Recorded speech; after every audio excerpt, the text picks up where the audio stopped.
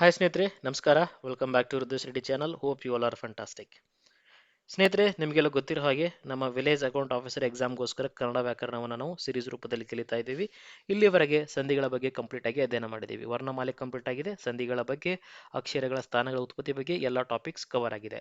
ನೀವೇನಾದರೂ ಆ ವಿಡಿಯೋನ ನೋಡೋದು ಮಿಸ್ ಮಾಡಿದರೆ ಕನ್ನಡ ವ್ಯಾಕರಣ ಪ್ಲೇಲಿಸ್ಟ್ಗೆ ಹೋಗಿ ಅಥವಾ ವಿಲೇಜ್ ಅಕೌಂಟೆಂಟ್ ವ್ಯಾಕರಣ ಪ್ಲೇಲಿಸ್ಟ್ಗೆ ಹೋಗಿ ನೋಡ್ಕೋಬಹುದು.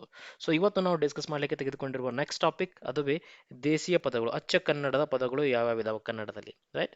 ಎಕ್ಸಾಮ್ ದೃಷ್ಟಿಯಿಂದ ಕೇಳ್ತಕ್ಕಂಥ ಇಂಪಾರ್ಟೆಂಟ್ ಟಾಪಿಕ್ ಇದು, ದೇಶಿ ಪದಗಳು ಅಥವಾ ಅನ್ಯ ದೇಶೀಯ ಪದಗಳು. ಸೊ ಅದರ ಮುಂದುವರೆದ ಭಾಗವಾಗಿ ನಾವು ತತ್ಸಮ ತದ್ಭವವನ್ನು ಕೂಡ ನೋಡ್ತೀವಿ. ಸದ್ಯಕ್ಕೆ ಈ ವಿಡಿಯೋದಲ್ಲಿ ಕವರ್ ಮಾಡ್ತಕ್ಕಂಥ ಟಾಪಿಕ್ ದೇಸಿ ಪದಗಳು. ಇಲ್ಲಿ ಮೊದಲೇ ಪ್ಯಾರಾಗ್ರಾಫ್ ನೋಡ್ತಾ ಹೋಗೋಣ. ಏನಂತ ಕೊಟ್ಟಿದ್ದಾರೆ? ಯಾವುದೇ ದೇಶದ ಭಾಷೆ ಆಗಲಿ ಅದು ತನ್ನ ಸುತ್ತಮುತ್ತನ ಬೇರೆ ಬೇರೆ ಭಾಷೆಗಳ ಸಂಬಂಧವನ್ನು ಪಡೆಯುತ್ತಾ ಆಯಾ ಭಾಷೆಯ ಶಬ್ದಗಳನ್ನು ತನ್ನಲ್ಲಿ ಸೇರಿಸಿಕೊಳ್ಳುತ್ತಾ ಹೋಗುತ್ತದೆ. ಹೌದು, ನಮ್ಮ ಕನ್ನಡ ಭಾಷೆಯು ಸುತ್ತಮುತ್ತಲಿರ್ತಕ್ಕಂಥ ಬೇರೆ ಬೇರೆ ರಾಜ್ಯಗಳಾಗಿರ್ಬೋದು ಅಥವಾ ಅವುಗಳ ಭಾಷೆನ ತನ್ನತ್ತ ತೆಗೆದುಕೊಂಡಿದೆ. ಸಂಸ್ಕೃತ ಬಂದಿದೆ, ಇಂಗ್ಲಿಷ್ ಬಂದಿದೆ, ಹಲವಾರು ಭಾಷೆಗಳು ಕೂಡ್ಕೊಂಡಿದ್ದಾವೆ. ನಾವು ಮಾತನಾಡುವ ಕನ್ನಡ ಭಾಷೆಯಲ್ಲೂ ಕೂಡ ಈ ತತ್ವಕ್ಕೆ ಅನುಗುಣವಾಗಿ ಅನೇಕ ಶಬ್ದಗಳು ಸೇರಿಕೊಂಡಿವೆ. ನಮ್ಮ ಕನ್ನಡದ ಶಬ್ದಗಳು ಕೂಡ ಬೇರೆ ಬೇರೆ ಭಾಷೆಗಳಲ್ಲೂ ಸೇರಿದೆ ಅಲ್ವಾ? ಸೊ ನಮ್ದು ಅವ್ರ ಕಡೆ ಇರ್ತದೆ, ಅವ್ರದ್ದು ನಮ್ಮ ಕಡೆ ಇರ್ತದೆ, ಎಲ್ಲವೂ ಮಿಕ್ಸಪ್ ಆಗಿರ್ತದೆ. ಒಂದು ಬೆಸ್ಟ್ ಉದಾಹರಣೆಯನ್ನು ಅವ್ರು ಇಲ್ಲಿ ಕೊಡ್ತಾ ಹೋಗ್ತಾರ. ಮೋಟಾರುಗಳಲ್ಲಿ ಜಬರ್ದಸ್ತಿನಿಂದ ಓಡಾಡುವುದೇ ಜೀವನದ ಮುಖ್ಯ ಗುರಿಯಲ್ಲವೆಂದು ನಾವು ತಿಳಿಯಬೇಕು. Very important. ಈ ಒಂದು ವಾಕ್ಯವನ್ನು ನೋಡಿದ್ರೆ ನಮ್ಗೆ ಅನಿಸ್ತದೆ ಎಲ್ಲವೂ ಅಚ್ಚ ಕನ್ನಡದ ಪದಗಳಿದಾವ ಅನಿಸ್ತದೆ. ಯಾಕಂದ್ರೆ ಅಷ್ಟೊಂದು ಪದಗಳ ಬಳಕೆ ಆಗ್ಬಿಟ್ಟದ, ಈ ಒಂದು ಪದಗಳ ಬಳಕೆ ನಮ್ಮ ಕನ್ನಡದಲ್ಲಿ ಆಗ್ಬಿಟ್ಟದ. ಆದ್ರೆ ಇಲ್ಲಿ ಕನ್ನಡದಷ್ಟೇ ಅಲ್ಲ, ಬೇರೆ ಬೇರೆ ಭಾಷೆಗಳಿಂದ ಸೇರಿಕೊಂಡಿರುವ ಬೇರೆ ಬೇರೆ ಪದಗಳಿದಾವ. ನೋಡಿ, ಈ ವಾಕ್ಯದಲ್ಲಿ ಇದು ಕನ್ನಡ ಭಾಷೆಯ ವಾಕ್ಯ ಆದರೂ ಕೂಡ ಕನ್ನಡ ಶಬ್ದಗಳ ಜೊತೆಗೆ ಬೇರೆ ಬೇರೆ ಭಾಷೆಗಳ ಶಬ್ದಗಳು ಕೂಡ ಇದರಲ್ಲಿ ಹೆಚ್ಚಾಗಿವೆ. ಹೇಗೆ? ಫಾರ್ ಎಕ್ಸಾಂಪಲ್, ಇಲ್ಲಿ ಕೊಟ್ಟಿರ್ತಕ್ಕಂಥ ಉದಾಹರಣೆಯಲ್ಲಿ ಮೋಟಾರು ಅನ್ನುವ ಪದ ನಮಗೆ ಇಂಗ್ಲಿಷ್ನಿಂದ ಸೇರ್ಕೊಂಡಿದೆ, ಜಬರ್ದಸ್ತ್ ಅನ್ನುವ ಪದ ಹಿಂದಿಯಿಂದ ಸೇರ್ಕೊಂಡಿದೆ, ಜೀವನದ ಮುಖ್ಯ ಈ ಪದಗಳು ಸಂಸ್ಕೃತ ಭಾಷೆಯಿಂದ ಸೇರ್ಕೊಂಡಿದಾವ. ಅದನ್ನ ಬಿಟ್ಟು ಉಳಿದಿರುವ ಓಡಾಡು, ಗುರಿ, ನಾವು ತಿಳಿಯಬೇಕು, ಸೊ ಇವು ಕನ್ನಡದಾಗಿದೆ. ಸೊ ಆಲ್ ಟುಗೆದರ್ ನಾವು ಸೆಂಟೆನ್ಸ್ ಅನ್ನು ನೋಡ್ತಾ ಹೋದಾಗ ಎಲ್ಲವೂ ಕೂಡ ಕನ್ನಡದೇ ಅನಿಸ್ತದೆ. ಬಟ್ ಅದರೊಳಗಡೆ ಈ ಎಲ್ಲ ಭಾಷೆಯ ಪದಗಳು ಕೂಡ್ಕೊಂಡಿದ್ದಾವೆ ಅನ್ನೋದನ್ನ ನಾವು ಅರ್ಥ ಮಾಡ್ಕೋಬೇಕು. ಅದಲ್ಲದೆ ಅಲ್ಲಿ, ಇಂದ, ಇನ, ಹೀಗೆ, ಉ ಇತ್ಯಾದಿ ಕನ್ನಡ ಪ್ರತ್ಯಯಗಳು ಇಂಗ್ಲಿಷ್, ಹಿಂದಿ, ಸಂಸ್ಕೃತ ಶಬ್ದಗಳ ಮುಂದೆ ಬಂದು ಅವನ್ನು ಕನ್ನಡ ಶಬ್ದವನ್ನಾಗಿ ಮಾಡ್ಬಿಟ್ಟಿದಾವ. ಸರಿನಾ? ಹಾಗಾದರೆ ಎಕ್ಸಾಮ್ ಪಾಯಿಂಟ್ ಆಫ್ ವ್ಯೂ ನೋಡ್ತಾ ಹೋದಾಗ ದೇಶ ಅಚ್ಚಗನ್ನಡ ಶಬ್ದಗಳು ಯಾವ್ಯಾವು ನೋಡಿ. ಅಚ್ಚಗನ್ನಡದ ಶಬ್ದಗಳನ್ನು ನಾವು ದೇಶೀಯ ಶಬ್ದಗಳು ಎಂದು ಕರೆಯುತ್ತೇವೆ, ಉಳಿದವುಗಳನ್ನು ಅನ್ಯ ದೇಶೀಯ ಶಬ್ದಗಳು ಎಂದು ಕರೆಯುತ್ತವೆ. ಸದ್ಯಕ್ಕೆ ಒಂದು ಎಕ್ಸಾಂಪಲ್ ಅಥವಾ ಒಂದು ಕಂಪ್ಲೀಟ್ ಲಿಸ್ಟ್ ಅನ್ನ ಕೊಟ್ಟಿದ್ದಾರೆ, ದೇಸಿ ಕನ್ನಡದ ಶಬ್ದಗಳು ಅಂದ್ರೆ ಅಚ್ಚ ಕನ್ನಡದ ಶಬ್ದಗಳು ಯಾವುವು ಅಂತ ಹೇಳಿ. So exam point of view ಇಲ್ಲಿ ಕೊಟ್ಟಿರ್ತಕ್ಕಂಥ ಒಂದು ಪ್ಯಾರಾಗ್ರಾಫ್ ಬಹಳ ಇಂಪಾರ್ಟೆಂಟ್ ಆಗ್ತದೆ ಸ್ನೇಹಿತರೆ, ವೆರಿ ವೆರಿ ಇಂಪಾರ್ಟೆಂಟ್. ಕೆಳಗೆ ಕೊಟ್ಟಿರುವ ಪ್ರತಿಯೊಂದು ಶಬ್ದಗಳು ದೇಸಿ ಪದಗಳು, ಅಚ್ಚ ಕನ್ನಡದ ಪದಗಳಾಗಿದಾವ. ಸೊ ಇದನ್ನ ಹೆಂಗ್ ನೆನಪಿಟ್ಕೋಬೇಕು ಸರ್, ನಮ್ಗೆ ಕಷ್ಟ ಆಗ್ತಾ ಇದೆ. ಸೊ ಇದನ್ನ ನೆನಪಿಟ್ಕೊಳ್ಳೋಕೆ ಒಂದು ಕಥೆಯನ್ನು ಹೇಳ್ತೀನಿ ನಾನು. ಆ ಕಥೆಯ ಮೂಲಕ ನೀವು ನೆನಪಿಟ್ರೆ ಈಸಿಯಾಗಿ ಹೋಗ್ತದೆ. ಏನಪ್ಪ ಕಥೆ ಹೆಸರು? ರುದ್ರೇಶನ ರುದ್ರೇಶನ ಆಳಿನ ಕತೆ. ಕತೆ ಹೆಸರೇನು? ರುದ್ರೇಶನ ಆಳಿನ ಕತೆ. ನಾವ್ ಹೆಂಗ್ ಚಿಕ್ಕವರಿದ್ದಾಗ ರಂಗಪ್ಪನ ಮೂರು ಕೊಡಲಿಗಳು, ಸೊ ಹಿಂಗೆಲ್ಲ ಓದಿದ್ವಲ್ಲ, ಆ ರೀತಿ ಇಲ್ಲೊಂದು ಕತೆ ಹೇಳ್ತೀನಿ ನಾನು. ಈ ಕಥೆಯಲ್ಲಿ ಬಳಸ್ತಕ್ಕಂಥ ಪ್ರತಿಯೊಂದು ಪದಗಳು ಕೂಡ ಅಚ್ಚ ಕನ್ನಡದ ಪದಗಳ ಆಗಿರ್ತಾವ. ಓಕೆ, ಕತೆ ಹೆಸರೇನಪ್ಪ? ರುದ್ರೇಶನ ಆಳಿನ ಕತೆ. ಸೊ ಇಲ್ಲಿ ರುದ್ರೇಶ ಇವನು, ಓಕೆ, ಇವನು ಆಳು. This is Rudresh, this is ಅವನ ಆಳ್ ಮನುಷ್ಯ. ಓಕೆ, ಇವನ ಮಾಳ್ ಮನುಷ್ಯ. ಸೊ ನಾನೇನ್ ಮಾಡಿದೆ, ಒಂದು ಹೊಲ ತೆಗೆದುಕೊಂಡೆ, ಅಲ್ಲಿ ಮನೆಯನ್ನ ಮಾಡಿದೆ. ಓಕೆ, ಹಾಗೆ ಅಲ್ಲಿ ಗದ್ದೆ ಕೂಡ ಮಾಡ್ಕೊಂಡೆ. ಹೊಲದಲ್ಲಿ ಗದ್ದೆ ಅಂದ್ರೆ ಚೆನ್ನಾಗಿ ಬೆಳತಕ್ಕಂಥ ಜಾಗ, ಹೊಲದೊಳಗಡೆ ಗದ್ದೆಯನ್ನು ಕೂಡ ಮಾಡ್ಕೊಂಡೆ. ಸೊ ಇದನ್ನೆಲ್ಲವನ್ನು ನೋಡ್ಕೊಳ್ಳೋಕ್ಕೆ ಆಳ್ ಬೇಕಲ್ಲ. ಸೊ ಅದಕ್ಕೋಸ್ಕರ ಒಂದು ಆಳನ್ನ ನೇಮಕ ಮಾಡಿದೆ ನಾನು. ಓಕೆ, ನೇಮಕ ಮಾಡಿದೆ. ಹೊಲದಲ್ಲಿ ಏನನ್ನದ, ಅಲ್ಲಿ ಬೇರೆ ಬೇರೆ ರೀತಿಯ ಮರಗಳು, ಬೇರೆ ರೀತಿಯ ಗಿಡಗಳನ್ನೆಲ್ಲವನ್ನು ಕೂಡ ನಾನು ಬೆಳೀತಾ ಹೋದೆ. ಸೊ ಬೆಳೀತಾ ಹೋದಂಥ ಸಂದರ್ಭದಲ್ಲಿ ಆಳಿನ ಅವಶ್ಯಕತೆ ಆಯಿತು, ಅದಕ್ಕೋಸ್ಕರ ಒಬ್ಬ ಆಳನ್ನ ನೇಮಕ ಮಾಡ್ಕೊಂಡೆ. ಸೊ ಅವಾಗ ಈ ಆಳ್ ಮನುಷ್ಯ ಏನಂದ, ಅಲ್ಲ ಸರ್, ನೀವೇನೋ ನನ್ನ ನೇಮಕ ಮಾಡ್ಕೊಂಡ್ರಿ, ಆದ್ರೆ ಸೊ ನನಗೆ ಏನೇನು ಕೊಡ್ತೀರಾ ನೀವು? ನಾನು ಹೇಳಿದೆ, ಊಟಕ್ಕೆ ಏನೇನು ಕೊಡ್ತೀರಾ ಅಂತ ಮೊದಲಿಗೆ ಕೇಳ್ದೆ. ನಾನು ಹೇಳಿದೆ ಅವನಿಗೆ, ನಾನು ನನಗೆ ಜೇನುತುಪ್ಪ ಕೊಡ್ತೀನಿ, ಓಕೆ, ಹಾಲು ಕೊಡ್ತೀನಿ, ಮೊಸರು ಕೊಡ್ತೀನಿ, ಮಜ್ಜಿಗೆ ಕೊಡ್ತೀನಿ, ರೈಟ್. ಹಾಗೆ ಇದಲ್ಲದೆ ಕೂಡ ನನಗೆ ಮೇಯಿಸ್ಕೊಳ್ಳೋಕ್ಕೆ ಒಂದು ಆಕಳನ್ನು ಕೂಡ ಕೊಡ್ತೀನಿ. ಹಾಗೆ ಎಲ್ಲಾದರೂ ಹೋಗಿ ಬರ್ಬೇಕಂದ್ರೆ ಕಾರನ್ನು ಕೂಡ ಕೊಡ್ತೀನಿ ಅಲ್ವಾ. ಇದ್ರ ಜೊತೆಗೆ ವರ್ಷಕ್ಕೊಂದ್ಸಲ ನಿಂಗೆ ಹುಳಿ ಕೊಡ್ತೀನಿ, ಹುರುಳಿ ಕೊಡ್ತೀನಿ, ಹುಲ್ಲನ್ನು ಕೊಡ್ತೀನ, ರಾಗಿ ಕೊಡ್ತೀನ, ಜೋಳ ಕೊಡ್ತೀನ, ಬೆಲ್ಲ ಕೊಡ್ತೀನ, ಎಳ್ಳು ಕೊಡ್ತೀನ, ಎಣ್ಣೆ ಕೊಡ್ತೀನ, ಮತ್ತು ಬೆಣ್ಣೆಯನ್ನ. ಅರ್ಥ ಆಗ್ತಿದೆಯಲ್ಲ? ಸೊ ಇವೆಲ್ಲವನ್ನು ಕೂಡ ನಾನು ನಿಮಗೆ ದಿನಂಪ್ರತಿಯಾಗಿ ಕೊಡ್ತಕ್ಕಂಥದ್ದು. ಜೇನುತುಪ್ಪ, ಹಾಲು, ಮೊಸರು ಇವನ್ನೆಲ್ಲದರ ಜೊತೆಗೆ ಆಕಳನ್ನ ಮತ್ತೆ ಕಾರನ್ನ ಕೊಡ್ತೀನಿ. ಇದು ದಿನಂಪ್ರತಿ ಕೊಡ್ತಕ್ಕಂಥದ್ದು. ವರ್ಷಕ್ಕೊಂದ್ಸಲ ಏನು ಕೊಡ್ತೀನಿ ಅಂದ್ರೆ ನಿನಗೆ ಹುಲ್ಲ, ರಾಗಿ, ಜೋಳ, ಬೆಲ್ಲ, ಎಳ್ಳು, ಎಣ್ಣೆ, ಬೆಣ್ಣೆ, ಹುರುಳಿ ಕಾಳುಗಳನ್ನ ಕೊಡ್ತೀನಿ. ಅದನ್ನೆಲ್ಲ ಬಳಸ್ಕೊಂಡ್ಬಿಟ್ಟು ನೀ ಸಾರಾದರೂ ಮಾಡ್ಕೋ ಅಥವಾ ಬೇರೆದವರಿಗೆ ಮಾರ್ಕೊ ಏನಾದರೂ ಮಾಡು. ಸೊ ಅವಾಗ ಅವನೇನು ಹೇಳ್ತಾನ, ಫುಲ್ ಖುಷಿ ಆಗ್ಬಿಡ್ತಾನ. ನಮ್ಮ ಆಳ್ ಮನುಷ್ಯ ಏನು ಹೇಳ್ತಾನೆ ಅಂದರೆ, ಓಕೆ, ಓ ಮಾಲೀಕರು ತುಂಬ ಒಳ್ಳೆಯವರಿದ್ರಪ್ಪ, ನಾನಿಲ್ಲಿ ಜಾಯ್ನ್ ಆಗಬೇಕು ಅಂತ ಹೇಳಿ. ಸೊ ಬಂದು ನೋಡ್ತಾನ, ಆ ಒಂದು ಹೊಲ ಅಥವಾ ಗದ್ದೆಯಲ್ಲಿ ಎಲ್ಲಿ ನೋಡಿದ್ರು ಕಲ್ಲು, ಎಲ್ಲಿ ನೋಡಿದ್ರು ಕಲ್ಲು. ಅದಕ್ಕೆ ಯಾವುದೇ ರೀತಿಯಾಗಿರ್ತಕ್ಕಂಥ ಹೊಳೆ ಸಂಪರ್ಕ ಇಲ್ಲ. ಅಲ್ಲಿ ನೀರಂತೂ ಇಲ್ವೇ ಇಲ್ಲ, ಅಲ್ಲಿ ನೀರಂತೂ ಇಲ್ವೇ ಇಲ್ಲ. ಸೊ ಎಲ್ಲಿ ನೋಡ್ತಿ ಅಲ್ಲಿ ತೆಗ್ಗದ, ತೆವ್ರದ, ರೈಟ್, ಎಲ್ಲಿ ಬೇಕಾದ್ರೆ ಇಳಿಜಾರಾಗ್ಯದ. ಎಲ್ಲ ದಿಕ್ಕೊಳಗು, ಮೂಡನ ದಿಕ್ಕಿನೊಳಗಾಗಲಿ, ತೆಂಕನ ದಿಕ್ಕಾಗಿರ್ಬೋದು, ಪಡವನಾಗಿರ್ಬೋದು, ಬಡಗನಾಗಿರ್ಬೋದು, ಯಾವ ದಿಕ್ಕಿನ ಕಡೆ ನೋಡಿದ್ರು ಆ ಹೊಲದಲ್ಲಿ ಗದ್ದೆಯಲ್ಲಿ ಎಲ್ಲಿ ನೋಡಿದ್ರು ಏನದಾವ, ತೆಗ್ಗ ತೆವರ ಇದಾವ. ಸೊ ಆಳು ಫುಲ್ ಶಾಕ್ ಆಗ್ಬಿಟ್ಟ. ಇದು ಎಂಥ ನೆಲ ಅಪ್ಪ, ಎಲ್ಲಿ ನೋಡಿದ್ರು ತೆಗ್ಗ ತೆವರ ಈ ಥರ ಇದೆಯಲ್ಲ. ನೀವು ಅವಾಗ ಅದನ್ನ ನೋಡಿಬಿಟ್ಟು ಅವನು ಹೇಳ್ತಾನ, ನೀವು ನನಗೆ ಜೇನುತುಪ್ಪ ಕೊಟ್ರಿ, ಹಾಲು ಕೊಟ್ರಿ, ಮೊಸರು ಕೊಟ್ರಿ, ಮಜ್ಜಿಗೆ ಕೊಡ್ತೀನಿ ಅಂತ ಹೇಳಿದ್ರಿ, ಹಾಗೆ ಕಾರನ್ನು ಕೊಟ್ರಿ, ಆಕಳ ಕೊಟ್ರಿ ಮೇಯಿಸ್ಕೊಳಕ್ಕೆ, ವರ್ಷಕ್ಕೊಂದ್ಸಲ ಹುಲ್ಲು, ರಾಗಿ, ಜೋಳ ಎಲ್ಲ ಕೊಡ್ತೇನೆ ಅಂತ ಹೇಳಿದ್ರಿ. ಇವೆಲ್ಲ ಕೊಟ್ಟರೆ ಸ್ನೇಹಿತ ಸರ, ಆದರೂ ಕೂಡ ನನಗೆ ನೀವು ಕೊಡ್ತಕ್ಕಂಥ ಸ್ಯಾಲ್ರಿ ಒಂದು ರೂಪಾಯಿ ಆಗಿರ್ಬೋದು, 2 ರೂಪಾಯಿ ಆಗಿರ್ಬೋದು, 100 ರೂಪಾಯಿ ಆಗಿರ್ಬೋದು, ಅದಕ್ಕಿಂತ ಹೆಚ್ಚು ಆಗಿರ್ಬೋದು, ಕಡಿಮೆನೇ ಆಗಿರ್ಬೋದು. ಈ ಎಲ್ಲವನ್ನು ನೋಡ್ತಾ ಹೋದರೆ ನೀವು 1 ರೂಪಾಯಿ ಕೊಡಿ, 2 ರೂಪಾಯಿ ಕೊಡಿ, 100 ರೂಪಾಯಿ ಕೊಡ್ರಿ, ಅದಕ್ಕಿಂತ ಹೆಚ್ಚಾದರೂ ಕೊಡ್ರಿ, ನನಗಿಲ್ಲಿ ಕೆಲಸ ಮಾಡೋಕ್ಕಾಗಲ್ಲ, ನನಗಿಲ್ಲಿ ವರ್ಕ್ ಮಾಡೋಕ್ಕಾಗಲ್ಲ. ಯಾಕೆ ವರ್ಕ್ ಮಾಡೋಕ್ಕಾಗಲ್ಲ? ಇದೇನು ಸರ್ ಎಲ್ಲಿ ನೋಡಿದ್ರು ತೆವರದ, ತೆಗ್ಗದ ನೆಲ, ಒಟ್ಟ ಸರಿ ಇಲ್ಲ. ತಿಂಗಳುಗಟ್ಲೆ ಕೆಲಸ ಮಾಡಿದ್ರು ಇಲ್ಲಿ ಕೆಲಸ ಆಗಲ್ಲ. ಸೂರ್ಯ ಮುಳುಗುತನ, ಉದಯ ಆಗುತನ, ನೇಸರು ಹುಟ್ಟೋತನ ಕೆಲಸ ಮಾಡಿದ್ರು ಈ ಒಂದು ಕೆಲಸ ಮುಗಿಯಲ್ಲ.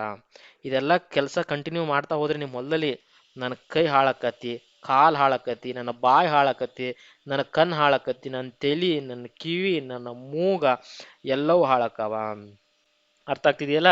ಸೊ ಈ ಎಲ್ಲ ಕೆಲಸವನ್ನು ಮಾಡಿಬಿಟ್ರೆ ನೀವು ಕೊಟ್ಟಿರ್ತಕ್ಕಂಥ ಹೊಲದಲ್ಲಿ ನನ್ನ ಕೈ, ಕಾಲು, ಬಾಯಿ, ಕಣ್ಣು, ತಲೆ ಎಲ್ಲವೂ ಕೂಡ ಏನಾಗ್ತಾವ ಸ್ನೇಹಿತರೆ, ಅಥವಾ ಸರ ಹಾಳಾಗಿ ಹೋಗ್ತಾವ. ನೀವು ಬೇರೆ ಆಳನ್ನ ಹುಡುಕೊಳ್ಳಿ, ಇದಕ್ಕೆ ನನಗಾಗಲ್ಲ. ಅಥವಾ ಫೋನ್ ಒಳಗಡೆ ಹಾಕಿದಂಗೆ ಆಗ್ತದೆ. ನಾನು ತಂದುಬಿಟ್ಟು ಈ ಹೊಲದಲ್ಲಿರ್ತಕ್ಕಂಥದ್ದು ಎಲ್ಲವನ್ನು ನೋಡಿದರೆ ತಂದು ಬೋನಲ್ಲಿ ಹಾಕಿದಂಗೆ ಆಗ್ತದೆ. ಸೊ ಅವಾಗ ನಾನೇನು ಮಾಡ್ತೀನಿ, ಇಲ್ಲ ನೀನು ಕೈಯು, ಕಾಲು, ಬಾಯಿ ಭಾಳ ಶುದ್ಧದ, ಕಣ್ಣಿನ ನೋಟ ಕೂಡ ಚೆನ್ನಾಗಿದೆ, ಅಂದರೆ ಕೆಟ್ಟದನ್ನ ನೋಡೋವಲ್ಲ, ನಂಗೆ ನಿನ್ನ ನಡವಳಿಕೆ ಭಾಳ ಇಷ್ಟ ಆಗ್ತದ, ನೀನು ಮಾತಾಡೋದು ಚೆನ್ನಾಗಿ ಮಾತಾಡ್ತೀಯ, ನಿನ್ನಲ್ಲಿ ತಿಳುವಳಿಕೆನೂ ಅದ, ರೈಟ್, ನಿನಗೆ ಇವೆಲ್ಲದ್ರ ಜೊತೆಗೆ ನಿನಗೊಂದು ಹೊತ್ತು ಮೀನು ಊಟನೂ ಕೊಡ್ತೀನಿ, ಅದನ್ನು ಚೆನ್ನಾಗಿ ಅಗಿಬೋದು, ರೈಟ್, ಇದೆಲ್ಲರ ಜೊತೆಗೆ ನಾನು ನಿಂಗೆ ಮೀನು ಊಟನೂ ಕೊಡುತ್ತಂತ ಮೆಲ್ಲಗೆ ಆತನನ್ನು ಪುಸಲಾಯಿಸಕ್ಕೆ ಸ್ಟಾರ್ಟ್ ಮಾಡ್ದೆ. ಮೆಲ್ಲಗೆ ಆತನ ಪುಸಲಾಯಿಸಕ್ಕೆ, ಓಕೆ, ನೀ ಸಣ್ಣ ಮೀನು ಅನ್ಕೋಬೇಡ, ದೊಡ್ಡ ಮೀನು ಅನ್ಕೋಬೇಡ, ಬಿಳಿ ಮೀನು ಅನ್ಕೋಬೇಡ, ಕರಿ ಮೀನು ಅನ್ಕೋಬೇಡ, ಹಿರಿ ಮೀನು ಅನ್ಕೋಬೇಡ, ಚಲೋತನ ಮೀನನ್ನು ಕೊಡ್ತೀನಿ ನಿಂಗೆ. ಓಕೆ, ತಣ್ಣಗಿರ್ತಕ್ಕಂಥ ನೀರೊಳಗಡೆ ಇರ್ತಕ್ಕಂಥ ಮೀನನ್ನ ತಗೊಂಬಂದು ನಿನಗೆ ಊಟಕ್ಕೆ ಕೊಡ್ತೀನಿ ಪ್ರತಿದಿನ, ರೈಟ್. ಸೊ ನೀರಿನಿಂದ ತಂದಿರ್ತಕ್ಕಂಥ ಮೀನಿನಿಂದ ಊಟ ಕೊಡ್ತೀನಿ ನಿಂಗೆ. ಓಕೆ, ಆ ಮೀನನ್ನು ಚೆನ್ನಾಗಿ ತಿಂದ್ಬಿಟ್ಟು ಓಕೆ ಹೊಲಕ್ಕೆ ಹೋಗುವುದು ಬರೋದು ಮಾಡಕ್ಕೆ ಸ್ಟಾರ್ಟ್ ಮಾಡು. ಅರ್ಥ ಆಗ್ತಿದ್ದಿಲ್ಲ? ಸೊ ಈ ಒಂದು ಕಥೆ ಮೂಲಕ ಕಂಪ್ಲೀಟ್ ಆಗಿ ಕನ್ನಡದ ಶಬ್ದಗಳು ಇಲ್ಲಿರ್ತಕ್ಕಂಥ ಎಲ್ಲವನ್ನೂ ನಾವು ಅರ್ಥ ಮಾಡ್ಕೊಂಡಿವಿ. ಯಾವ ಒಂದು ಕಥೆ ಮೂಲಕ? ರುದ್ರೇಶನ ಆಳಿನ ಕತೆ. ಸೊ ರುದ್ರೇಶ ಒಬ್ಬ ಆಳನ್ನು ಹುಡುಕಿದ್ದ, ಏನಕ್ಕೋಸ್ಕರ? ಆತನ ಮನೆಯನ್ನು ನೋಡ್ಕೊಳ್ಳೋಕ್ಕೆ. ಆ ಮನೆ ಎಲ್ಲದ? ಹೊಲದಲ್ಲದ, ಅಲ್ಲೇ ಒಂದು ಗದ್ದೆ ಕೂಡ ಇದೆ. ಬಟ್ ಆ ಗದ್ದೆ ಏನಾಗಿತ್ತಪ್ಪ, ಫುಲ್ ಕಲ್ಲು, ಮಣ್ಣು, ತೆವರು, ತಗ್ಗು, ಇಳಿಜಾರಿನಿಂದ ಕೂಡ್ಕೊಂಡ್ಬಿಟ್ಟಿತ್ತು. ಯಾವ ದಿಕ್ಕನ್ನ ನೋಡಿದ್ರು ಸರಿ ಇಲ್ಲ, ಮೂಡನ, ಪಡವನ, ತೆಂಕನ, ಬಡಗನ ದಿಕ್ಕನ್ನ ನೋಡಿದ್ರು ಸರಿ ಇಲ್ಲ. ಅಲ್ಲೊಂದು ಇಲ್ಲೊಂದು ಏನದಾವ, ಮರಗಳದಾವ, ಗಿಡಗಳದಾವ, ಬಟ್ ನೆಲ ಕಂಪ್ಲೀಟ್ ಆಗಿ ಸರಿ ಇಲ್ಲ. ಅದಕ್ಕೋಸ್ಕರ ನಾನೇನು ಮಾಡಿದೆ, ಸ್ವಲ್ಪ ಉಸಲಾಯಿಸಿದೆ ಅವ್ನಿಗೇನು, ಜೇನುತುಪ್ಪ, ಹಾಲು, ಮೊಸರ, ಮಜ್ಜಿಗೆ, ಆಕಳ ಎಲ್ಲ ಕೊಡ್ತನು, ಜೊತೆ ನಿಂಗೆ ಕಾರು ಕೊಡ್ತನು, ವರ್ಷಕ್ಕೊಂದ್ಸಲ ಹುಳಿ ಕೊಡ್ತನು, ಹುಲ್ಲು ಕೊಡ್ತನು, ರಾಗಿ ಕೊಡ್ತನು, ಜೋಳ ಕೊಡ್ತನು, ಬೆಲ್ಲ ಕೊಡ್ತನು, ಎಳ್ಳು, ಎಣ್ಣೆ, ಬೆಣ್ಣೆ ಎಲ್ಲ ಕೊಡ್ತಂತ ಹೇಳಿ ಅಂತನಿಗೆ ಪುಸಲಾಯಿಸಿದೆ. ಇನ್ನೆಲ್ಲ ನೋಡಿ ಅವೇನಂತಾನ, ಇಷ್ಟೆಲ್ಲ ಕೊಡ್ತಾರ ಕರೆ, ಇಲ್ಲಿರ್ತಕ್ಕಂಥ ಈ ತೆಗ್ಗು ತೆವರ ಎಲ್ಲ ನೋಡಿದ್ರೆ ಕೆಲಸ ಮಾಡಕ್ಕೆ ಸ್ಟಾರ್ಟ್ ಮಾಡಿದೆ, ನನ್ನ ಕೈಯ, ಕಾಲ, ಬಾಯಿ, ಕಣ್ಣ, ತಲಿ, ಕಿವಿ, ಮೂಗ ಎಲ್ಲ ಹಾಳಾಗಿ ಹೋಗ್ತಾವ. ಅಂತ ಡಿಸೈಡ್ ಆಗ್ತಾನೆ. ಅವಾಗ ಮತ್ತೆ ನಾನು ಏನು ಹೇಳ್ತೀನಪ್ಪ, ಇಲ್ಲ ಹಂಗೇನು ಥಿಂಕ್ ಮಾಡೋಕೆ ಹೋಗಬೇಡ, ನಂಗೆ ಗೊತ್ತು ನಿಂಗೆ ಮೀನು ಅಂದರೆ ಭಾಳ ಇಷ್ಟ, ಮೀನಿನ ಊಟ ಅಂದ್ರೆ. ಸೊ ಅದಕ್ಕೋಸ್ಕರ ನಾನು ಏನು ಮಾಡ್ತೀನಿ, ನಿಂಗೆ ಪ್ರತಿದಿನ ಮೀನಿನ ಊಟ ಕೊಡ್ತೀನಿ. ಮೀನು ಸಣ್ಣದೇ ಇರ್ಬೋದು, ಅದ್ರ ಬಗ್ಗೆ ವಿಚಾರ ಮಾಡಬೇಡ. ದೊಡ್ಡದೇ ಇರ್ಬೋದು, ಬಿಳಿದೇ ಇರ್ಬೋದು, ಕರಿದೇ ಇರ್ಬೋದು, ಹಿರಿದೇ ಇರ್ಬೋದು, ಅದೇನು ವಿಚಾರ ಮಾಡೋಕೆ ಹೋಗಬೇಡ. ಚೆನ್ನಾಗಿರೋ ಮೀನು ಅಂತಂದು ಕೊಡ್ತೀನಿ. ಆಗ್ತಾನೆ ನೀರಿನಿಂದ ಹೊರಗೆ ತೆಗೆದುಕೊಂಡು ಬರ್ತಕ್ಕಂಥ, ಹುಡ್ಕೊಂಡು ತಂದಿರ್ತಕ್ಕಂಥ ಊಟ ಅಂತಂದು ಕೊಡ್ತೀನಿ. ಅದನ್ನ ಚೆನ್ನಾಗಿ ನೀ ಅಗಿದು ತಿನ್ನು, ಅಥವಾ ಚೆನ್ನಾಗಿ ಅದನ್ನು ನುರಿಸು. ಅಲ್ಲ, ಈ ಥರ ಎಲ್ಲ ಹೇಳ್ತೀನಿ. ನಂಗೆ ಯಾಕಪ್ಪ ನಂಗೆ ಯಾಕೆ ಭಾಳ ಇಷ್ಟ ಆದಪ್ಪ ಅಂದರೆ, ಅವನಲ್ಲಿರ್ತಕ್ಕಂಥ ತಿಳುವಳಿಕೆ ಆಗಿರ್ಬೋದು, ನಡವಳಿಕೆ ಆಗಿರ್ಬೋದು, ಚೆನ್ನಾಗಿ ನಡ್ಕೊಳ್ತಕ್ಕಂಥ ರೀತಿ ಆಗಿರ್ಬೋದು, ಅವೆಲ್ಲವೂ ನನಗೆ ತುಂಬ ಇಷ್ಟ ಆಯಿತು. ಅದಕ್ಕೆ ನಂದು ₹1, ₹2, ₹100 ಹೆಚ್ಚಾದರೂ ಪರವಾಗಿಲ್ಲ, ಕಡಿಮೆ ಆದರೂ ಪರವಾಗಿಲ್ಲ, ಹೆಂಗಾರ ಮಾಡಿ ಅವನ ಮೇಲಾಗಿ ನಾನು ಪುಸಲಾಯಿಸಿದೆ. ಸೊ ಅವನು ಹೇಳ್ದ, ನೀವು ₹1 ಎಕ್ಸ್ಟ್ರಾ ಕೊಡ್ತಿರೋ, ₹2 ಕೊಡ್ತಿರೋ, ₹100 ಕೊಡ್ತಿರೋ, ಹೆಚ್ಚರ ಕೊಡ್ರಿ ಕಡಿಮೆರ ಕೊಡ್ರಿ, ಇಲ್ಲಿರ್ತಕ್ಕಂಥ ಕಲ್ಲನ್ನು ನೋಡಿದರೆ ನಂಗೆ ಆಗಲ್ಲ. ಯಾಕಂದ್ರೆ ಇಲ್ಲಿ ಯಾವುದೇ ರೀತಿಯಕ್ಕಂಥ ಹೊಳೆ ಕೂಡ ಇಲ್ಲ, ನೀರು ಬರುವ ಯಾವ ಸಾಧ್ಯತೆನೂ ಕೂಡ ಇಲ್ಲ. ನೀವೆಲ್ಲ ನನಗೆ ಮೀನು ತಿನ್ನು ಅಂತ ಹೇಳಿದ್ರಿ, ಬಟ್ ಏನು ಮಾಡೋದು, ಅಲ್ಲಿ ಇರ್ತಕ್ಕಂಥ ಹೊಲಸನ್ನು ನೋಡಿದರೆ ನಂಗೆ ಕೆಲಸ ಮಾಡೋಕ್ಕೆ ಆಗಲ್ಲ, ತಿಂಗ್ಳುಗಟ್ಟಲೆ ಮಾಡಿದರೂ ಆಗೋದಲ್ಲ ಅಲ್ವಾ. ಸೊ ಅದಕ್ಕೆ ನಾನು ಮತ್ತೆ ಹೇಳ್ತೀನಿ, ಇಲ್ಲಪ್ಪ ನೀನು ಅರಸನ ಥರ ನೋಡ್ಕೊತೀನಿ, ನೀ ನಮ್ಮನೆ ಆಳ ಮನುಷ್ಯ ಆದರೂ ಕೂಡ ನಾನು ನಿನ್ನ ಅರಸನ ಥರ ನೋಡ್ಕೋತೀನಿ. ಸೊ ಯಾವುದೋ ಒಬ್ಬ ಆಳ ಬೋನಲ್ಲಿ ಇದ್ದಿರ್ತಾರೆ ನಾನು ಟ್ರೀಟ್ ಮಾಡಲ್ಲ. ಯೂಶ್ವಲಿ ಹೆಂಗಿರ್ತಾರೆ ಆಳ ಮನುಷ್ಯರು ಅಂದರೆ, ಬಾ ಅಂದ್ರೆ ಬರಬೇಕು, ಕೂಡಂದ್ರೆ ಕೊಡಬೇಕು. ಸೊ ಎಲ್ಲರೂ ಒಂದು ರೀತಿ ಒತ್ತಿ ಆಳ ಥರ ನೋಡ್ಕೋತಿರ್ತಾರೆ. ನಾನು ಆ ರೀತಿಯಾಗಿ ನೀನು ನೋಡ್ಕೊಳ್ಳಲ್ಲ, ಒಂದು ರೀತಿ ಅರಸನ ರೀತಿಯಾಗಿ ನೋಡ್ಕೋತೀನಿ. ಅರ್ಥ ಆಗ್ತಿದೆಯಲ್ಲ. ಸೊ ನೀನು ನಮ್ಮ ಹೊಲಕ್ಕೆ ಬಂದು ಚೆನ್ನಾಗಿ ಕೆಲಸ ಮಾಡು, ರೈಟ್. ಇನ್ನೊಬ್ಬ ಬೇಕಾದ್ರೆ ನಿಂಗೆ ಬೆಚ್ಚಗೆ ಇರೋಕೆ ಒಂದು ಮನೆ ಕೂಡ ಕೊಡ್ತೀನಿ, ರೈಟ್. ಸೊ ಎಲ್ಲವನ್ನು ಕೊಡ್ತೀನಿ ಅಲ್ವಾ. ಒಂದು ಕಥೆಯ ಮೂಲಕ ಈ ಎಲ್ಲ ಪದಗಳನ್ನು ನೀವು ನೆನಪಿಟ್ಕೋಬೇಕು. ಓಕೆ, ಒಂದು ಫೈನಲ್ ರೌಂಡ್. ಯಾವುದೇ ರೀತಿಯಾಗಿರ್ತಕ್ಕಂಥ ಕಥೆ ಇಲ್ಲ, ಜಸ್ಟ್ ಓದ್ತಾ ಹೋಗ್ತೀನಿ ನೋಡಿ. ಮನೆ, ಹೊಲ, ಗದ್ದೆ, ಹಿತ್ತಲು, ಕದ, ಮರ, ಗಿಡ, ನೆಲ, ಆಳು, ತೆಂಕನ, ಮೂಡನ, ಪಡುವನ, ಬಡಗನ, ತೆವರು, ತಗ್ಗು, ಇಳಿ, ನೇಸರು, ತಿಂಗಳು, ಕಲ್ಲು, ನೆಲ್ಲು, ಹೊಳೆ, ಹೋಗು, ಹೋಗು, ಬರು, ತಿನ್ನು, 1, 2, 100, ಹೆಚ್ಚು, ಕಡಿಮೆ, ಮೆಲ್ಲಗೆ, ಚೆನ್ನಾಗಿ, ತಿಳುವಳಿಕೆ, ನಡವಳಿಕೆ, ನೀರು, ಮೀನು, ಬಾನು, ಬೋನ, ಅರಸು, ಹುಡುಕು, ಅಗಿ, ಅಲರು, ಅರೆ, ನುರಿ, ಉಡು, ತೊಡು, ಕೈ, ಕಾಲು, ಬಾಯಿ, ಕಣ್ಣು, ತಲೆ, ಕಿವಿ, ಮೂಗು, ಕೆನ್ನೀರು, ಬೆನ್ನೀರು, ಬೆಚ್ಚಗೆ, ತನ್ನಗೆ, ಕಮ್ಮಗೆ, ಸಣ್ಣ, ದೊಡ್ಡ, ಬಿಳಿದು, ಕರಿದು, ಹಿರಿದು, ಜೇನು, ತುಪ್ಪ, ಹಾಲು, ಮೊಸರು, ಮಜ್ಜಿಗೆ, ಅವು, ಕರು, ಆಕಳು, ತುರು, ನೆರೆ, ಸೇರು, ಕಾರು, ಹೀರು, ಸೋರು, ಸಾರು, ಹುಳಿ, ಹುರುಳಿ, ಹುಲ್ಲು, ರಾಗಿ, ಜೋಳ, ಬೆಲ್ಲ, ಎಳ್ಳು, ಎಣ್ಣೆ, ಬೆಣ್ಣೆ. ಸೊ ಇವೆಲ್ಲ ಏನಪ್ಪ, ಅಚ್ಚ ಕನ್ನಡದ ಪದಗಳು ಸ್ನೇಹಿತರೆ, ಅಲ್ವಾ. ಸೊ ನಂಬರ್ ಏನಾದರೂ ಬಂದರೆ ಅವು ಯಾವಾಗಲೂ ಅಚ್ಚ ಕನ್ನಡ ಪದಗಳಾಗಿರ್ತವೆ. 1, 2, 3, 100, 4, 10, 15. ಅಥವಾ ನಮ್ಮ ದೇಹದ ಭಾಗಗಳು ಅಂದರೆ ಕೈ, ಕಾಲು, ಬಾಯಿ, ಕಣ್ಣು, ತಲೆ, ಕಿವಿ, ಮೂಗು, ಇವೆಲ್ಲವೂ ಏನಪ್ಪ, ನಮ್ಮ ದೇಹದ ಭಾಗಗಳು. ಹಾಗಾದರೆ ದೇಹದ ಭಾಗಗಳು ಬಂದರೆ ಅವು ಅಚ್ಚ ಕನ್ನಡದ ಪದಗಳು. ಹಾಗೆ ಸಂಖ್ಯೆಗಳು ಬಂದರೂ ಕೂಡ ಅವು ಅಚ್ಚ ಕನ್ನಡದ ಪದಗಳು. ನೆಕ್ಸ್ಟ್ ದಿಕ್ಕುಗಳು ಬಂದರೂ ಕೂಡ ಅವು ಅಚ್ಚ ಕನ್ನಡದ ಪದಗಳು. ಮೂಡನ, ಪಡುವನ, ತೆಂಕನ, ಬಡೋಗನ, ಆ ಥರ. ಅದರ ಬದಲಾಗಿ ನಮಗೆ ಪೂರ್ವ, ಪಶ್ಚಿಮ ಅಂತ ಬಂದರೆ ಅವು ಅಚ್ಚ ಕನ್ನಡದ ಪದಗಳು ಆಗಲ್ಲ ಸ್ನೇಹಿತರೆ, ಅದು ನಿಮಗೆ ಕ್ಲಿಯರ್ ಆಗಿರಲಿ. ಜೊತೆಗೆ ನಮ್ಮ ಮನೆಯಲ್ಲಿ ನಮ್ಮ ಹೊಲದಲ್ಲಿ ಬೆಳೀತಕ್ಕಂಥ ಕೆಲವೊಂದಿಷ್ಟು ಬೆಳೆಗಳು ಕೂಡ ಸ್ಟ್ರೇಟ್ ಫಾರ್ವರ್ಡಾಗಿ ಅಚ್ಚ ಕನ್ನಡ ಪದಗಳಾಗಿರ್ತಾವೆ. ಲೈಕ್ ಹುರುಳಿ ಆಗಿರ್ಬೋದು, ರಾಗಿ ಆಗಿರ್ಬೋದು, ಜೋಳ ಆಗಿರ್ಬೋದು, ಎಳ್ಳಾಗಿರ್ಬೋದು, ಬೆಣ್ಣೆ ಆಗಿರ್ಬೋದು, ಬೆಲ್ಲ ಆಗಿರ್ಬೋದು, ರೈಟ್. ಇವೆಲ್ಲವೂ ಅಚ್ಚ ಕನ್ನಡದ ಪದಗಳಾಗಿದ್ದಾವೆ. ಕೆಲವೊಂದಿಷ್ಟು ಸಾಕು ಪ್ರಾಣಿಗಳು ಹಾಗೆ ಅವುಗಳಿಗೆ ಸಂಬಂಧಪಟ್ಟಿರ್ತಕ್ಕಂಥ ಕೆಲವೊಂದಿಷ್ಟು ಮಾಹಿತಿ ಕೂಡ ಅಚ್ಚ ಕನ್ನಡದ. ಫಾರ್ ಎಕ್ಸಾಂಪಲ್, ನಾವು ಆಕಳನ್ನು ಸಾಕ್ತೀವಿ, ಆಕಳಿಂದ ನಾವೇನು ಮಾಡ್ಬೋದು, ಹಾಲನ್ನು ತಗೋಬೋದು, ತುಪ್ಪವನ್ನು ತೆಗೆದುಕೊಳ್ಬೋದು, ಮೊಸರನ್ನ ತಗೋಬೋದು, ಮಜ್ಜಿಗೆಯನ್ನು ತಗೋಬೋದು. ಸೊ ಅವೆಲ್ಲವೂ ಏನಾಗ್ತಾವೆ ಹಾಗಾದ್ರೆ, ಕನ್ನಡದ ಪದಗಳಾಗಿರ್ತಾವ. ಮತ್ತೆ ಸೊ ಈ ಥರ ಕರಿದು, ಹಿರಿದು, ಬಿಳಿದು, ಸೊ ಈ ಥರದ ಅವ್ಯಯ ಪದಗಳು ಬಂದರೂ ಕೂಡ ಅವು ಕನ್ನಡದ ಪದಗಳಾಗಿರ್ತಾವೆ ಸ್ನೇಹಿತರೆ, ಸರಿನಾ. ಸೊ ಹೋಪ್ ನಿಮಗೆ ಇಷ್ಟ ಆಯಿತು ಅನ್ಕೊಂತೀನಿ. ಇವತ್ತು ಡಿಸ್ಕಸ್ ಮಾಡ್ತಕ್ಕಂಥ ಪ್ರತಿಯೊಂದು ಶಬ್ದಗಳು ನಿಮಗೆ ನೆನಪುಳಿತಾವ ಅಂತೀನಿ. ಯಾಕೆ ನೆನಪುಳಿತಾವ? ಯಾಕಂದರೆ ನಾವು ಒಂದು ಕಥೆಯ ಮೂಲಕ ಅದನ್ನು ಅರ್ಥ ಮಾಡ್ಕೊಂಡ್ವಿ. ಯಾವ ಕಥೆ? ರುದ್ರೇಶನ ಆಳಿನ ಕಥೆಯ ಮೂಲಕ ಅದನ್ನು ಅರ್ಥ ಮಾಡ್ಕೊಂಡ್ವಿ. ಸೊ ಇವೆಲ್ಲವೂ ಇಂಪಾರ್ಟೆಂಟ್. ಇವನ್ ನಿಮ್ಮ ನೋಟ್ಸಲ್ಲೂ ಕೂಡ ಬರಿತಾ ಹೋಗಿ. ಸಪೋಸ್ ನಿಮಗೆ ಕನ್ಫ್ಯೂಷನ್ ಆಗ್ತಾ ಇತ್ತಂದರೆ ನಾನು ಹೇಳ್ತಕ್ಕಂಥ ಕತೆ, don't worry. So you have to write it down on your notebook continuously, read it again and again and again and again. And also ನಿಮ್ಮ ಒಂದು ವಾಲ್ ಪೇಪರ್ ಅಥವಾ ವಾಲಲ್ಲಿ ಗೋಡೆ ಇರ್ತದಲ್ಲ, ಗೋಡೆಗೆ ಇದನ್ನು ಅಂಟಿಸ್ಕೊಂಡು ಹಾಕೊಂಬಿಡಿ. ಯಾಕಂದರೆ ಈ ಪದಗಳು ನೋಡಲಿಕ್ಕೆ ಈಸಿ ಅದಾವೆ, ಇಷ್ಟೇನ ಅನಿಸ್ತದೆ, ಬಟ್ ಎಕ್ಸಾಮಲ್ಲಿ ಬಂದಾಗ ಅವೇ ನಮಗೆ ಕಷ್ಟ ಆಗ್ತದೆ. ಇಲ್ಲಿ ಅರಸು ಅಚ್ಚ ಕನ್ನಡದ ಪದ ಅಂತ ಗೊತ್ತು. ಎಕ್ಸಾಮಲ್ಲಿ ಬಂದಾಗ ನಮ್ಮ ಮೈಂಡ್ಗೆ ಏನು ಬರ್ತವೆ, ಅಯ್ಯೋ ಸಂಸ್ಕೃತದ ಪದ ಏನಪ್ಪ ಇದು, ಅರಸು ರಾಜರು ಮಕ್ಕಳು, ಹೆಂಗೆ ಮಾಡೋದಪ್ಪ ಅಲ್ವಾ. ಸೊ ಹಾಗಾದರೆ ನೀವು ಬೋರ್ಡ್ ಮೇಲೆ ಬರೆದು ಹಾಕ್ಕೋಬೇಕು, ಆವಾಗ ಪ್ರಾಕ್ಟೀಸ್ ಮಾಡ್ತಾ ಮಾಡ್ತಾ ಮಾಡ್ತಾ ಈಸಿ ಆಗ್ತದೆ. ತಿಂಗಳು, ತಿಂಗಳು ಅಂದರೆ ಏನಪ್ಪ, ಇದು ಏನು ಸಂಸ್ಕೃತ ಅನ್ಸೋದಲ್ಲ, ಅಲ್ಲ, ತಿಂಗಳು ಅಂದರೂ ಕೂಡ ಕನ್ನಡನೇ. ನೇಸರು, ನೇಸರು ಇದು ಸಂಸ್ಕೃತ ಪದ, ಮಾರಾಯ ಅಲ್ಲ, ನೇಸರು ಕೂಡ ಕನ್ನಡದೇ ಪದ ಆಗಿರ್ತದೆ. ಮಜ್ಜಿಗೆ, ಮಜ್ಜಿಗೆ ಅಂತ ಮಾತಾಡ್ತಾರಲ್ಲ ಹಿಂದಿ ಒಳಗೂ, ಮಜ್ಜಿಗೆ ಏನು ಅಂತಾರೆ, ಇದೇನಾದರೂ ಹಿಂದಿಯಿಂದ ಬಂದಿರತಕ್ಕಂಥ ಪದ ಅಲ್ಲ, ಮಜ್ಜಿಗೆ ಕೂಡ ಅಚ್ಚ ಕನ್ನಡದ ಪದನೇ ಆಗಿರ್ತದ. ಮೂಡನ ತೆಂಕನ ಬಡಗನ, ಯೂಶಲಿ ನಾವು ಪೂರ್ವ ಪಶ್ಚಿಮ ಅಂತ ಓದ್ತಾ ಇದ್ವಿ ಡೈಲಿ, ಅಥವಾ ನಮ್ಮ ಸಣ್ಣವರಿದ್ದಾಗಿಂದಲೂ ಕೂಡ. ಹಾಗಾದರೆ ಪೂರ್ವ ಪಶ್ಚಿಮ ಏನಾದರೂ ಆ್ಯಕ್ಚುಲಿ ಕನ್ನಡದ ಪದಗಳು, ಇವು ಸಂಸ್ಕೃತ ಪದಗಳ? ನೋ, ಇವು ಕನ್ನಡದ ಪದಗಳು, ಅವು ಸಂಸ್ಕೃತದ ಪದಗಳಾಗಿದ್ದಾವೆ ಸ್ನೇಹಿತರೆ.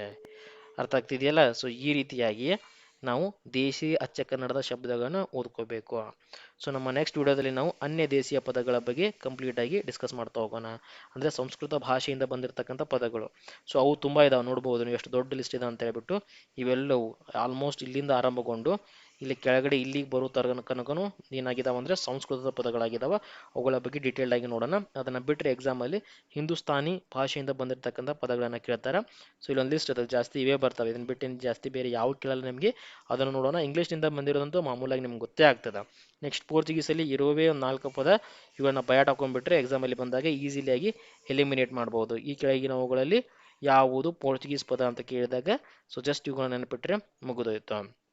ಅದಾದ ನಂತರ ನಾವೇನು ಮಾಡ್ತೀವಿ ಅಂದರೆ ತತ್ಸಮ ತದ್ಭವಗಳ ಬಗ್ಗೆ ಕಲಿತಾ ಹೋಗ್ತೀವಿ. ಯಾವಾಗ ಯಾವಾಗ ತತ್ಸಮ ಆಗ್ತದೆ ಅಥವಾ ಯಾವಾಗ ಯಾವಾಗ ತದ್ಭವ ಆಗ್ತದೆ, ಯಾವ್ಯಾವ ನಿಯಮಗಳಿದಾವೆ ಅಂತ ಹೇಳ್ಬಿಟ್ಟು. ರೈಟ್, ಅಲ್ಪ ಸ್ವಲ್ಪ ಬದಲಾವಣೆಯಾಗಿ ಬರುವ ಹೆಂಗೆ, ಪೂರ್ತಿಯಾಗಿ ಬದಲಾವಣೆಯಾಗಿ ಬರುವ ಹೆಂಗೆ, ಆ ಎಲ್ಲ ಮಾಹಿತಿಯನ್ನು ನಾವು ಇದರಲ್ಲಿ ಕಲಿತಾ ಹೋಗ್ತೀವಿ ಸ್ನೇಹಿತರೆ. ಓಕೆ, ಸೊ ಹೋಪ್ ನಿಮಗೆ ಈ ವಿಡಿಯೋ ಇಷ್ಟ ಆಯಿತು ಅಂತ ಅನ್ಕೊಂತೀನಿ. ಇಷ್ಟ ಆಗಿದ್ರೆ ನಮ್ಮ ಚಾನಲ್ನ ಸಬ್ಸ್ಕ್ರೈಬ್ ಮಾಡ್ಕೊಳ್ಳಿ, ಹಾಗೆ ಪಕ್ಕದಲ್ಲಿರುವ ಬೆಲ್ ಐಕನನ್ನು ಕ್ಲಿಕ್ ಮಾಡಿ ಅಂತ ಹೇಳ್ತಾ ಇವತ್ತಿನ ವಿಡಿಯೋನ ಮುಗಿಸೋಣ. ನಮಸ್ಕಾರ.